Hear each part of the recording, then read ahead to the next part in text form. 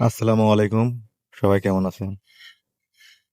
আজকে আমার স্টাডি চ্যালেঞ্জের ১৭তম দিনে আপনাদের সবাইকে স্বাগতম। যারা আমার ভিডিও দেখেন তাদের সবাইকে অভিনন্দন এবং সুস্বাগতম, এবং আপনাদের সবার ভবিষ্যৎ সুন্দর কামনা করি। আজকে আমার স্টাডি চ্যালেঞ্জের ১৭তম দিন।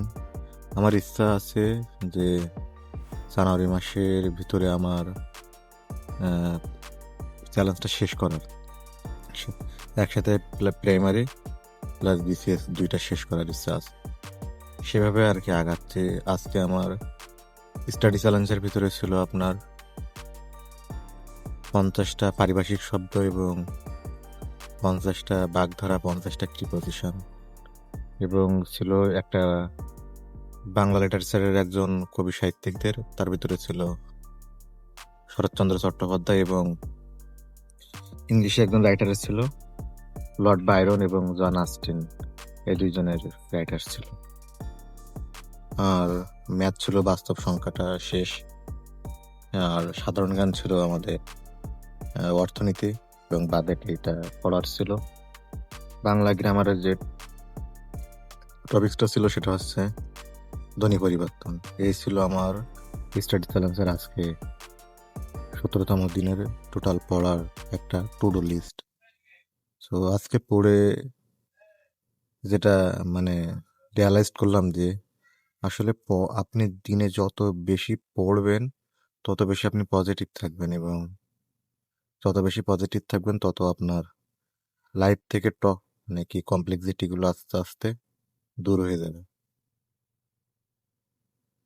আসলে আমাদের পড়াশোনার বিকল্প কিছু নাই, যেটা আমি মনে করি। যেহেতু আমরা এমন একটা স্টেজে আসছি, এমন একটা স্টেজ চলে আসছি যে এখান থেকে আসলে কামব্যাক করার কিছু না। ওই যে একটা কথা আছে না, রুদ্র মোহাম্মদ শহীদুল্লাহ, যে পিছনে ফেরার পথ বন্ধ হয়ে গেছে, তোমাকে সামনে আগাতে হবে।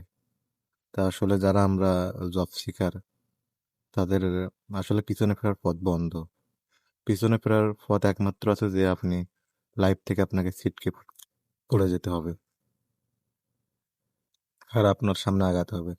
আর সামনে আগাতে হলে বর্তমান বাংলাদেশের জবের বাজারে যে কম্পিটিশন, এখানে আপনার কতটুকু পড়ছেন তার চেয়ে বেশি যেটা গুরুত্বপূর্ণ আমি মনে করি, সেটা হচ্ছে আপনি কতটুকু গোছালোভাবে পড়তেছেন। সবাই কিন্তু পড়ে, কিন্তু কতটুকু আপনি গোছালোভাবে পড়তেছেন এবং পড়াটা বারবার রিভিশন করছেন, এটা সবচেয়ে বড় ফ্যাক্ট। আপনি যত বেশি রিভিশন দেবেন তত বেশি আপনি পাকা খেলোয়াড় হবেন জবের বাজারে। আপনি অনেক বেশি পড়ছেন কিন্তু আপনার রিভিশনের কোনো খোঁজ নাই, আপনাদের পড়ার বিন্দু মাত্র কোনো ভ্যালু নেই। কারণ জবের বাজারে এখানে আপনার কোনো কনসেপ্ট ক্লিয়ারের কিছু নাই। এখানে আপনার মুখস্থ, সে বাংলা সাহিত্য বলেন, ইংরেজি সাহিত্য বলেন, বাংলা গ্রামার বলেন, ইংরেজি গ্রামার বলেন, এখানে আপনার মুখস্থের বেশি। সব কিছুই মুখস্থ এখানে। এখানে আপনার একমাত্র concept clear English grammar plus math. তাই এখানে আস্তে আস্তে মার্ক কমায় দিচ্ছে। সো আপনার এখানে যে বেসিক জিনিস, অবশ্যই লাস্ট যে বিসিএসটা আছে 47তম, এখানে অনেকটা বেসিক থেকে আসছে। সো এটা একটা ইউনিক। তবে এই ধারাটা যদি অব্যাহত থাকে তাহলে ভালো, কারণ এতটা মুখস্থ নির্ভর সিলেবাস আসলে খুবই কঠিন, টাফ। সো আমি দোয়া করবো যেন আপনারা ভালোভাবে প্রিপারেশন নেন, এমনভাবে প্রিপারেশন নেন যেখান থেকে কোশ্চেন দেখে আপনি যেন পারেন 80%, 90% পারেন। Best of luck. আমার জন্য দোয়া করবেন, আমি আপনাদের জন্য দোয়া করি।